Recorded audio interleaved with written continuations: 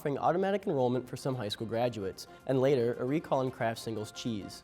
Dana Sadler will have your weather heading into the end of the week, and our own Brad Seaborg will have your sports recap. I'm Emerald Higgins. And I'm Reed Hall, and this is Public Eye News.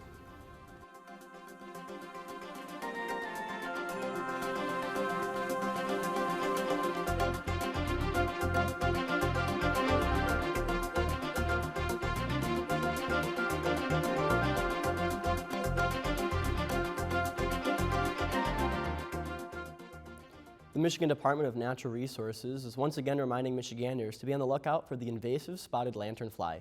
The 1-inch-long plant hopper insect is invasive to the United States and has already caused severe infestations in New York and New Jersey, among other places.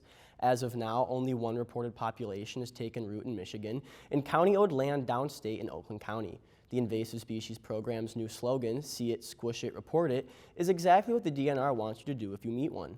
Squish it and report it using the Eyes in the Field system on the DNR website. For more information and how you can identify the bug, visit michigan.gov/invasives.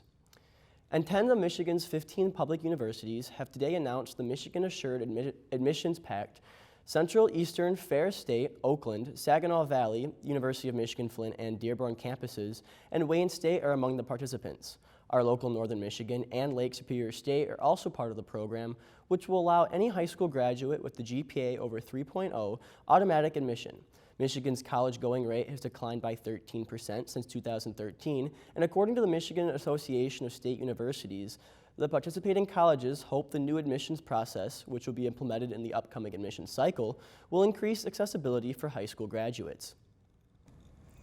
The Michigan Department of Natural Resources is opening a $2 million shooting range next month that has been in the works since 2013. The Skull and Erickson Range is located in Richmond Township off Marquette County Road 480. The 25-acre property will feature up to 400 yards of range, archery, and clay shooting, although shooters will need to provide their own targets.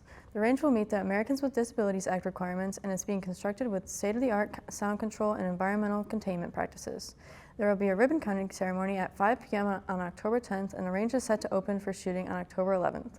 Until the range officially opens, shooting is still prohibited by the property as construction workers are still present. Today, the Michigan Supreme Court rejected the resurgence of 7 criminal cases in relation to the Flint water crisis. In 2014, the Flint River was converted into a source for Flint city water without being treated to reduce its corrosive impact for 18 months. Former Governor Rick Snyder and 8 members of his staff were taken to trial for negligence, with some of his staff even facing involuntary manslaughter charges. However, most were not convicted. The Attorney General's office attempted to use the tactic of a one-judge grand jury that was later ruled unconstitutional by the Supreme Court last year, striking their charges invalid. The state prosecutors, however, refiled documents and continued to argue the charges starting in the Flint courts where they were rejected, all the way up to the Supreme Court in the last chance effort. Former Governor Rick Snyder's indictment has been dismissed along with much of his staff, although the appeal by prosecutors has not been addressed. For older Americans, the fall can be a life-altering event. Falling sends millions of adults to emergency rooms every year and can often lead to other serious medical problems. Bradley Blackburn shows how a new approach with wide-ranging treatment is making a difference. 82-year-old Lynn Ladis lives alone in her New Jersey apartment and recently had to go to the hospital after a series of falls. Did you have any injuries? She's not worried about the danger, but her daughter Nicole Ladis sees things differently.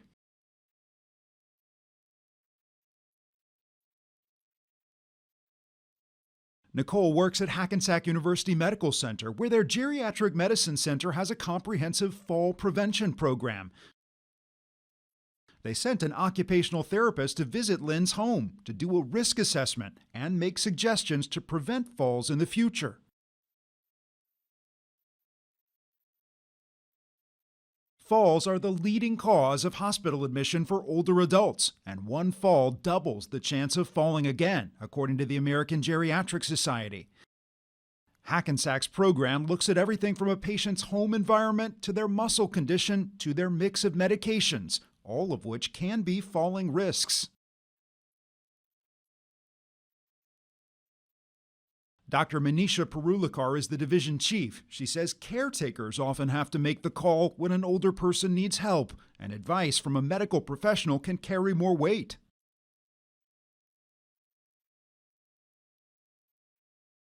Lynn is willing to make changes that could help keep her safe and independent.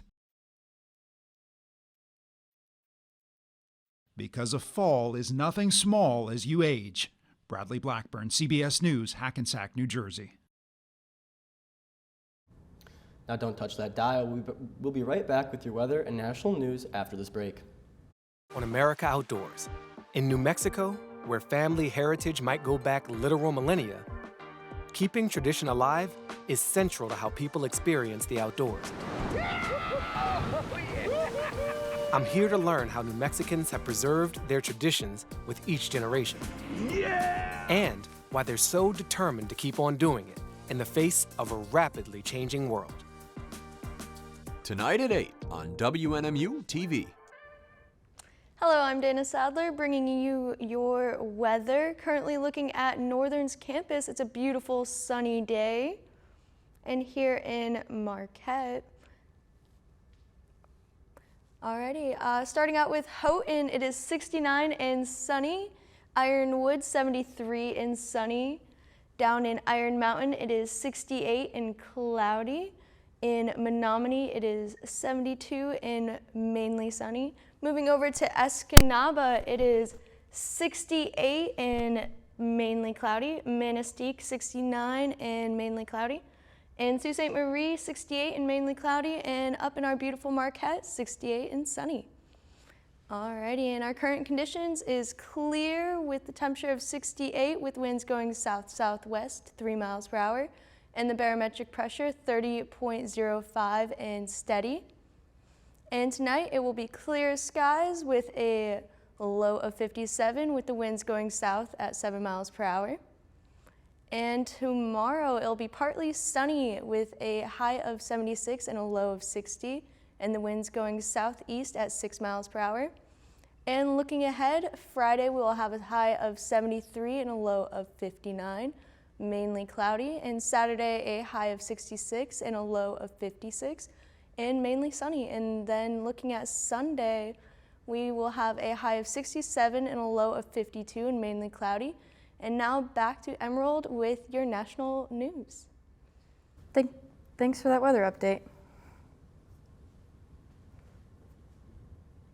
Today, President Joe Biden has announced a plan to create a program called the American Climate Corps. This initiative is designed to address the concerns of climate change while providing government jobs to young adults. When proposed in Congress previously, it was supported by Democrats and blocked by Republican lawmakers. It's modeled after the Civilian Conservation Corps from the New Deal.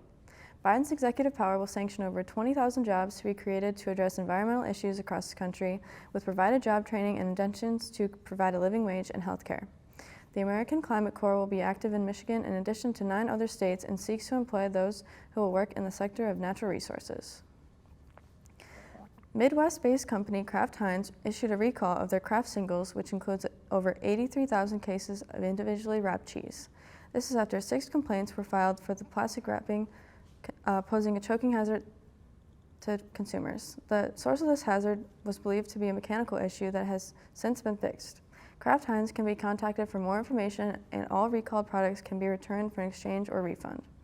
The recall affects 16-ounce and 3-pound packs of Kraft cheese with Best By dates in January 2024.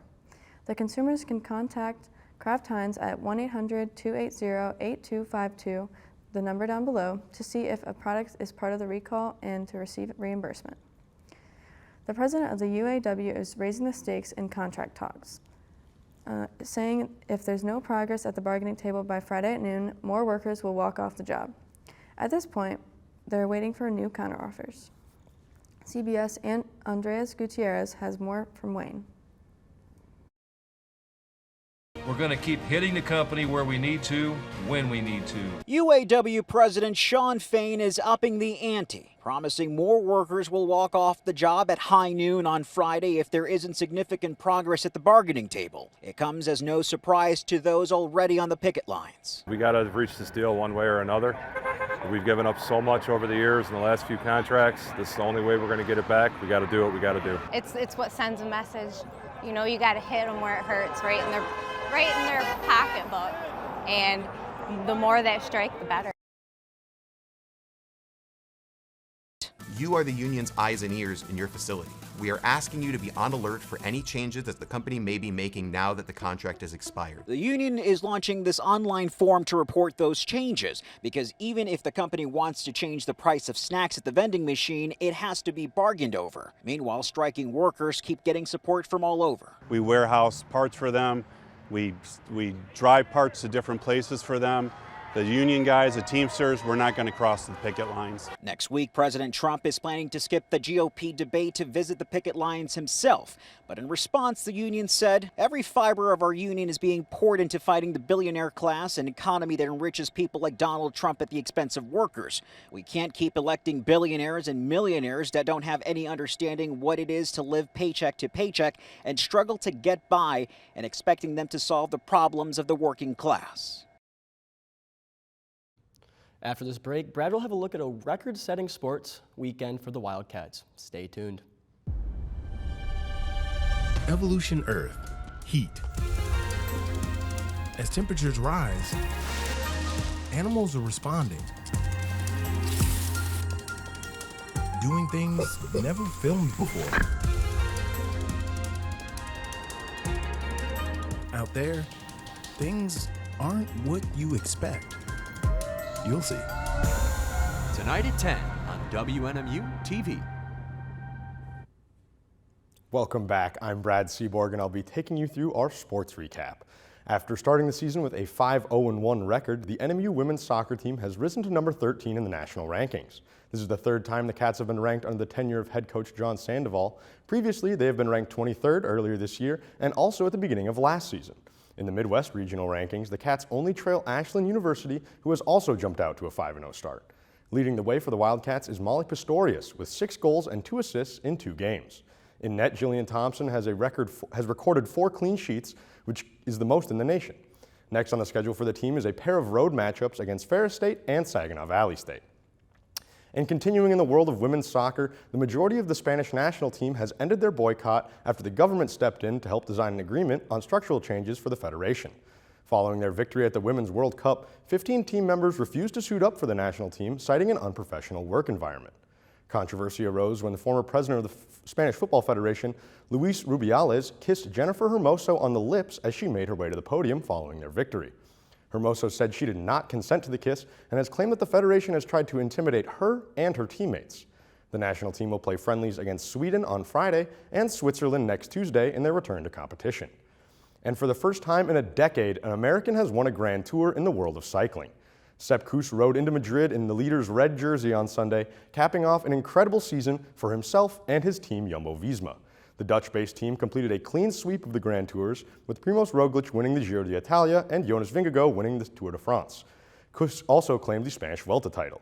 Kuss served in a super domestique role, riding hard for both Primoz and Jonas as one of the best support riders in the sport. Kuss snatched the lead after a dominant performance in Stage 7 and never let go despite controversial attacks by his teammates in the later stages of the race. Growing up in Durango, Colorado, the 29-year-old has risen to the summit of the cycling world.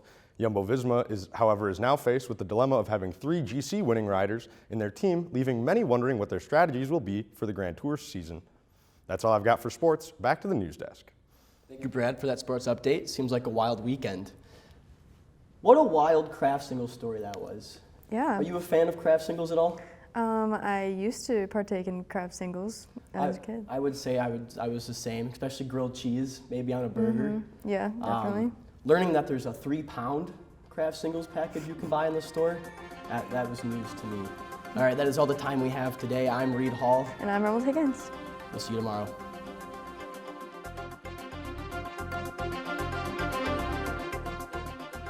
The preceding program was produced by WNMU-TV, Northern Michigan University Public Television, in studios located in Elizabeth and Edgar Hardin Hall. Thanks for watching Public Eye News. You can subscribe to our YouTube, tune in to WNMU Channel 13 every weekday at 4, or follow our Instagram at NMU Penn to never miss a story.